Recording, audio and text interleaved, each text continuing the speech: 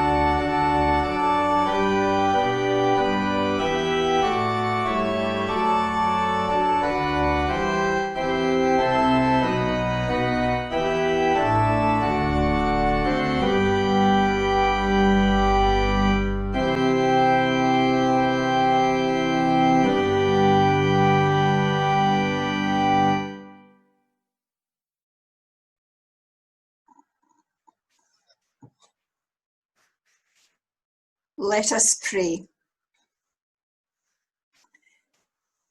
Lord God Almighty, we come to bring you our praise. We're happy to be here because we know that you are here with us. We come to you today to tell you how much we love you. Lord God, you live in the highest heavens, and yet you are here with us too. You're all around us, and yet you live in our hearts as well. The Bible tells us that you are holy, that there is no one like you, that you are full of majesty and power. You are beyond our knowledge, And yet you love us so much that you limited yourself when you came to us in Jesus. You limited your majesty and power. You limited yourself to a certain time and space. You allowed yourself to become subject to the laws of your creation. And yet still you did not give up your holiness. You remained perfect. You remained sinless. And for this, we praise you. Lord God, when we see your perfection, when we see your holiness, we realise how weak and full of sin we are. We're full of our own importance. We go off in a huff when we don't get our own way. We fight our corner for things which are often trivial and leave the big battles, the things which we ought to stand up for, to someone else, or worse still, to no one. Lord God, please forgive us. Lord God, when we hear you speaking to us, so often we ignore your voice. It's so much easier to go our own way and please ourselves. We forget that you're our God, that you have promised to look after us and care for us. You've promised to show us the way, and much more importantly, you've promised to come with us on the way. We have walked away from your company. Lord God, please forgive us. Lord God, when we do notice that you're at work in our lives, so often we fail to give you the credit. We fail to tell others the good news of what you continue to do in our lives. We keep you to ourselves, failing to share your love with those around us. Lord God, please forgive us.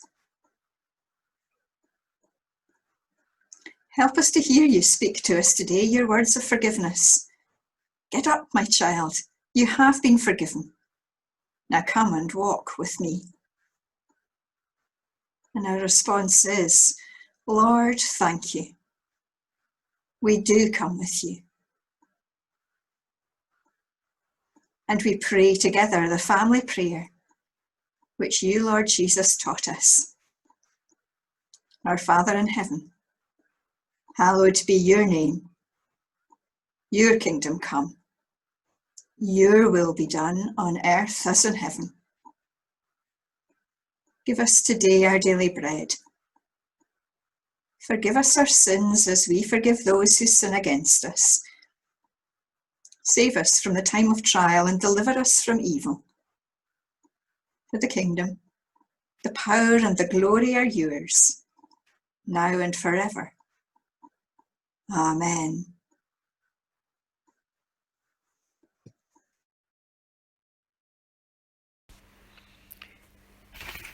The reading this morning is from the 3rd chapter of the book of Daniel, verses 8 to 30.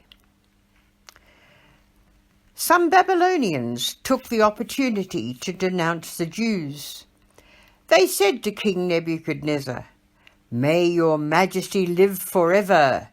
Your majesty has issued an order that as soon as the music starts, everyone is to bow down and worship the gold statue, and that anyone who does not bow down and worship it is to be thrown into a blazing furnace. There are some Jews whom you put in charge of the province of Babylon, Shadrach, Meshach, and Abednego, who are disobeying your majesty's orders. They do not worship your God or bow down to the statue you set up." At that, the king flew into a rage and ordered the 3 men to be brought before him. He said to them, "Shadrach, Meshach, and Abednego, is it true that you refuse to worship my God and to bow down to the gold statue I have set up? Now then, as soon as you hear the sound of the trumpets, oboes, lyres, zithers, harps, and all the other instruments, bow down and worship the statue. If you do not, you will be immediately thrown into a blazing furnace. Do you think there is any God who can save you?" Shadrach, Meshach, and Abednego answered, "Your Majesty, we will not try to defend ourselves. If the God whom we serve is able to save us from the blazing furnace and from your power, then he will. But even if he doesn't, your Majesty may be sure that we will not worship your God, and we will not bow down to the gold statue that you have set up." Then Nebuchadnezzar lost his temper, and his face turned red with anger at Shadrach, Meshach, and Abednego. So he ordered the furnace to be heated 7 times hotter than usual, and he commanded the strongest men in his army to tie the 3 men up and throw them into the blazing furnace. So they tied them up, fully dressed, shirts, robes, caps, and all, and threw them into the blazing furnace. Now, because the king had given strict orders for the furnace to be made extremely hot, the flames burned up the guards who took the men to the furnace. Then Shadrach, Meshach, and Abednego, still tied up, fell into the heart of the blazing fire. Suddenly, Nebuchadnezzar leapt to his feet in amazement. He asked his officials, "Didn't we tie up 3 men and throw them into the blazing furnace?" They answered, "Yes, we did, Your Majesty." "Then why do I see 4 men walking around in the fire?" he asked. "They are not tied up, and they show no sign of being hurt. And the 4th one looks like an angel." So Nebuchadnezzar went up to the door of the blazing furnace and called out, "Shadrach, Meshach, Abednego, servants of the supreme God, come out." And they came out at once. All the princes, governors, lieutenant governors, and other officials of the king gathered to look at the 3 men who had not been harmed by the fire. Their hair was not singed, their clothes were not burned, and there was no smell of smoke on them. The king said, "Praise the God of Shadrach, Meshach, and Abednego. He sent his angel and rescued these men who serve and trust him. They disobeyed my orders and risked their lives rather than bow down and worship any god except their own. And now I command that if anyone of any nation, race, or language speaks disrespectfully of the God of Shadrach, Meshach, and Abednego, he is to be torn limb from limb, and his house is to be made a pile of ruins. There is no other God who can rescue like this."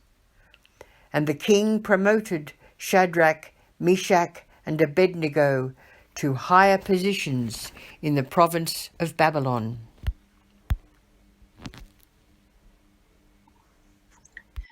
What a difference a day makes, or perhaps in this case and our case, what a difference a week makes.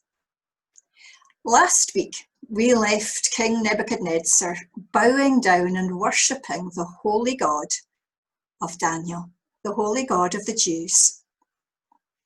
This week, we find him making a statue of gold and ordering all people to bow down and worship it. From worshipping the Jewish, one true holy God to this, what's changed? Is he someone who follows the latest fad? someone who flits from one thing to the next. We all know people who flit from church to church that have no staying power, no willingness to be in it for the long haul. The commentators are divided as to what the statue symbolised, because some of them are saying he's made a statue in his own image and he is ordering everyone to bow down and worship him. Others, though, think that he was way ahead of his time in political correctness. After his dream of kingdoms failing, he was seeking to promote political cohesion, and he tried to do that through religious unanimity, making people worship the one God. Having tried cultural indoctrination in the first chapter, he now tries religious indoctrination, with no thought that there can be unity and diversity, and that all lives matter. This was an image which he thought everyone would be able to bow down and worship, because all they had to do was think that it symbolised their God. Surely even the Jews wouldn't deny that the gods of the Babylonians had the right to a prominence within the confines of their own territory. And he maybe even thought that Daniel and his friends would have no problem bowing before it, because they could say it was their God. How little he knew of God. The God who had said to the Israelites on Mount Sinai, "Worship no other God than me. Do not bow down to any idol or worship it, because I am the Lord your God and will tolerate no rivals." How little he knew of God, who, when Aaron was persuaded by the people of Israel to make that golden calf so that they could worship it, because Moses was stuck up a mountain and never seeming to return, said this, as God said, "I am angry with these people, I'm going to destroy them." And though Moses' pleading stayed God's hand at that time, their years in the desert were increased by 40, because they weren't willing to trust that God would save them. God is gracious and he is merciful, but he is also holy, and he demands our utter obedience. Oh yes, we get things wrong, and he is forgiving. But there does come a time when he asks for our total commitment. And there are eternal consequences when we fail to give it. People say there are many roads to God, many different expressions of God, and many religions have elements of truth in them. But much later, Jesus is to say, "I am the way, the truth, and the life. No one comes to the Father except through me." Only folk who acknowledge him, Jesus, as the one who saves, will find their relationship with God the Father restored.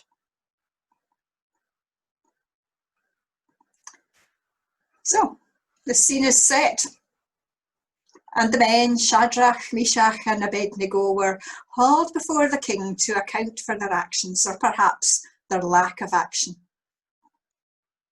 Very magnanimously, King Nebuchadnezzar offers them another chance, but that is all. How different from our gracious God, who does offer, when we fail, offer us forgiveness time after time. But as we've said, there does come a time, a crucial moment, when we have to decide whether to follow him and his ways or not, whether to stand up and be counted for him. Shadrach, Meshach, and Abednego have quietly followed their God and worshipped him for years. Yes, they've been living in Babylon and they would have had the opportunity to sample the many gods that were on offer. But they have chosen to stick and worship the God of the Jews. They've done that in the small decisions of their lives. They've honoured God, the God who has promised to be with them. They've already known God acting in their lives and in the lives of their friends. They've seen God in action. They've experienced God in action. And that is what allows them to take their stand now. So the answer to the king's question, do you think there's any God who can save you? Of course, is a resounding yes. They're prepared to stake their lives on the answer. They're convinced that he will be there for them, but even if he isn't, they are not willing to compromise their faith in him. Having been faithful throughout the years in the small things, they are now called to be faithful in the biggie. Compromise is so easy, isn't it? Staying silent when we ought to speak out. Giving an uneasy smile when there ought to be none. If we are not uncompromising in the little things, then we will have little chance of being able to stand up and be counted in the big things. In our day and age, where everyone is clamouring for their right to believe in whatever God they want, we have an obligation to stand up and be counted for God and his way. How can people make a decision when they don't know what's on offer? And how can they know what's on offer if they don't hear and see the message of the saving love of God from those of us who know and have experienced it? Our God is not just a topic for religious discussion. He is the living God of history whose love for his world and his people is life-changing. The king got their message more loudly and clearly as the friends stood before them, silently resisting and bravely facing the furnace, than if each of them had preached a lengthy sermon. Ecclesiastes tells us that there is a time for silence and a time to speak. We need the wisdom to know when to do which, and the courage to neglect either. As we ponder what that means for our lives today, let us meditate on the words of the hymn from Stuart Townend. The Lord's my shepherd, I'll trust in him alone.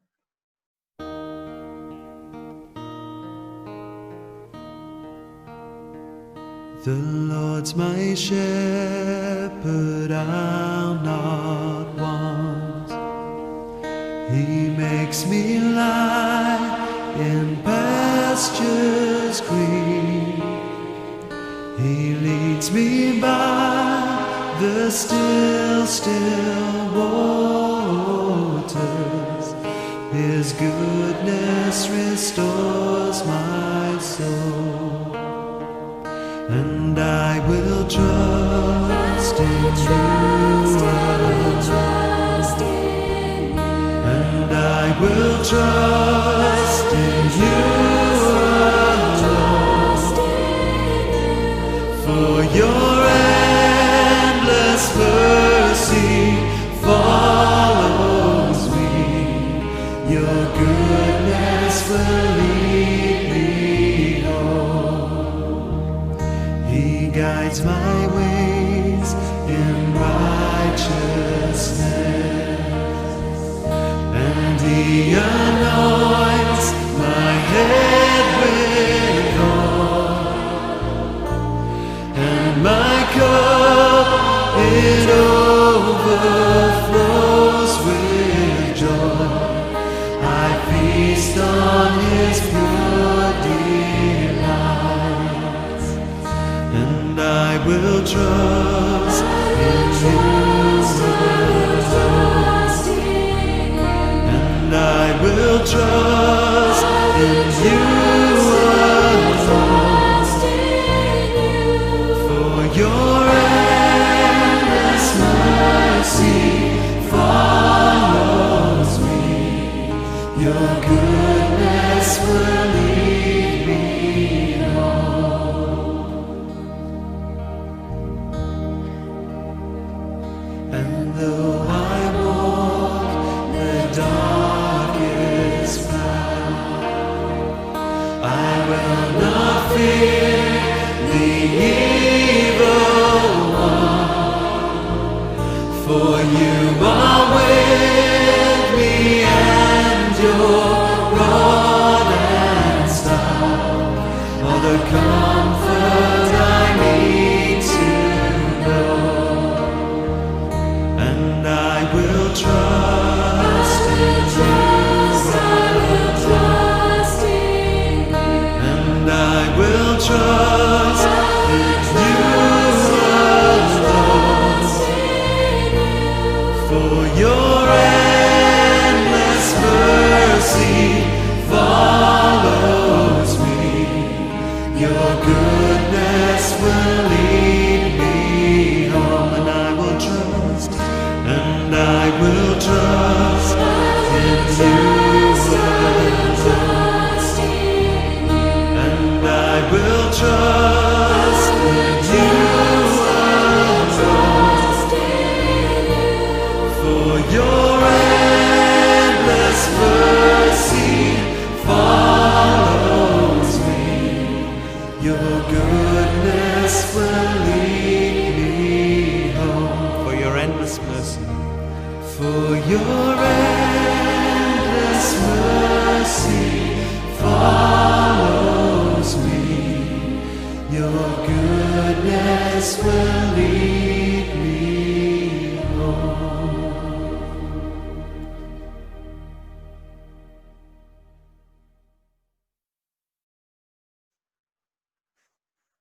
I want to finish with 3 observations. God delivered these men not from the fire, but in the fire. These 3 were willing in a huge leap of faith to trust that God would save them, while remaining faithful to him if he did not. God does not always deliver us from the fire. Sometimes he has a purpose for us in allowing us to go through the fire. Talking about the 4th person present, the Good News version talks about an angel, but that's an inaccurate translation. A son of God is what is written. What this passage seems to say is that Jesus, who is not yet born on earth, but we believe as Christians already exists, comes to be with the men in the fire. And he comes and does 3 things. He walks with them, untying the things that bind them. They were able, because of his presence with them, to walk freely. Each of us has things in our lives which constrain us. Perhaps memories of times gone by. Perhaps addictive behaviours that no matter how hard we try, we cannot get rid of. You will know yourself what keeps you from walking freely with God. Sometimes it takes a life-threatening storm for us to find the God who saves us, who walks with us, untying the things that bind us. This God is the God who saves and protects. Not a hair was singed, we read. And what was it that Jesus said all those years later? Talking to his disciples about the trials that lay ahead, he said, "Everyone will hate you because of me, but not a single hair from your head will be lost. By standing firm, you will gain life. And that is what he gave these men. He gave them new life. Their lives would never be the same again after that experience. They had met the living Lord and lived. They had stood firm. It would have been so easy for them to have followed the king's instructions for an easy life in the short term. But they had stood firm and found God in a new and life-changing way.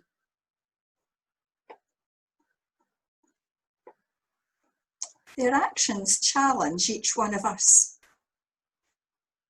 For each of us this week will face the opportunity to compromise or to stand firm. To compromise to the way of the world, or to stand firm for God. God grant us the grace and the faith to stand up for him and his way, so that others may see the difference that God can make to their lives. Amen.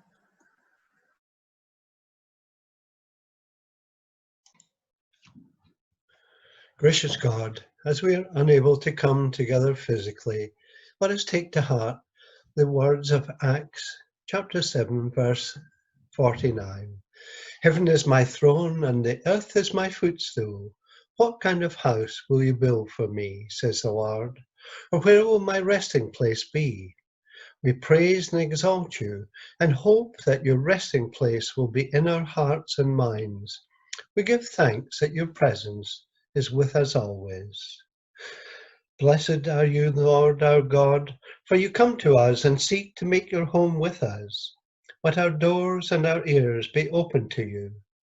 We thank you for your enduring presence in these strange times and give thanks for the sure knowledge that you are with us always.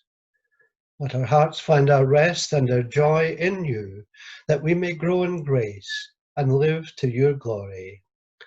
Blessed are you, Father, Son, and Holy Spirit. We ask your blessing upon all who proclaim the good news. We pray especially for Margaret, our minister, for all our elders, and for all who bear your name. We pray for preachers and evangelists, for teachers, as they prepare for the reopening of our schools. Give them courage and resolve, but most importantly, keep them and their pupils safe. We bring before you all those who are involved in youth work, either in Sunday schools or youth groups, and pray that your hand will be upon the work of the Scripture Union as they seek to bring the gospel to our children. We bring before you all who are studying in our colleges and universities, facing an uncertain future, and rejoice that you are the God of all, the God of learning, the God of young and old alike. May we hear and receive your word, that it may grow in us and that we may serve you. We pray for all who have never heard or who have closed their minds to the gospel. May the light of Christ shine through us into the darkest reaches of our world. Loving God, hear and help us. We give thanks for the harvests of our world and for those who provide us with food and our needs. We thank you for all those who supply our needs locally and who have gone the extra mile to deliver supplies to the most vulnerable in our society. Giving thanks, dear Lord, for the work of our food banks, ensuring that none go hungry. We pray for our farmers and all who work in agriculture. We ask your blessing upon all who suffer from a bad harvest, remembering those countries in Africa dealing with a devastating drought. We remember the world poor and the hungry. We ask your guidance upon all who work for fair trade. We ask that our large multinational companies commit or recommit to fair trade, thus ensuring that farmers throughout the world are lifted out of poverty. We pray that more of us will buy ethical and fairly traded products. Loving God, hear us and help us. We give thanks for our homes and pray that you will always be at home in our homes and our hearts. We pray for the young who are growing up in faith and for their nurture. May we all make room in our lives and our days to know you and your love. We remember all who are struggling with their relationships and pray for all who have hardened their hearts. Loving God, hear us and help us. We ask your guidance upon all who are caught up in the cares of the world, who are overwrought and anxious, those who have suffered the effect of the virus, those who are alone, those who are afraid. And we give thanks for all who work for their mental well-being. Remember those who are especially fearful of what the future holds, what the future holds for employment, for their families, and for their very homes. Bring them comfort and bring wisdom to our politicians to ensure that we become a fair and equitable society. We bring before you, Heavenly Father, this day all those who have become lost in materialism and know no standards but those of wealth. We pray for all who have become poor in spirit. We ask your blessing upon all who are ill or suffering, and for their loved ones who care for them, giving thanks for our carers, both paid and unpaid, who work tirelessly and sacrificially throughout this crisis. Bless and protect all our frontline workers who have given so much during this crisis. Bringing before you those who have sacrificed their life to serve us. May they rise in glory and sit at your side. Loving God, hear us and help us. We give thanks for your saints in glory and pray that, that our loved ones departed may know the joy of your kingdom. We commend this world, our families, and ourselves to your unfailing love. Merciful Father, accept these prayers for the sake of your Son, our Saviour, Jesus Christ. Amen. Our final hymn reminds us that it is God in whom we put our trust, and that we can have confidence that he will be with us, that he will see us through whatever trials we face. He is our fortress, and that allows us to never be shaken. Our confidence is in the Lord. Hallelujah, hallelujah.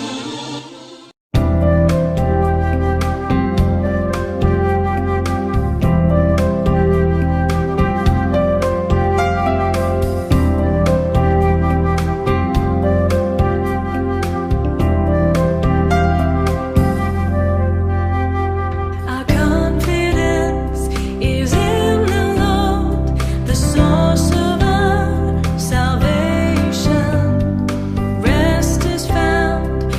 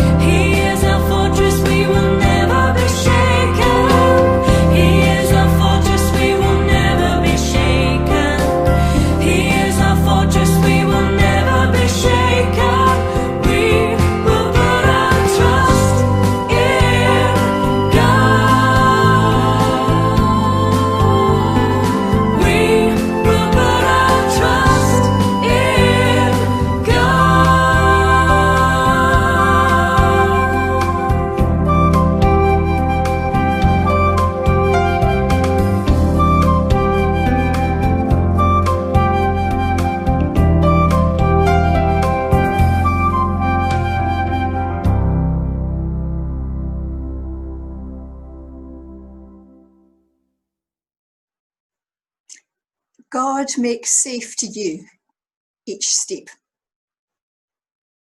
May God make open to you each pass.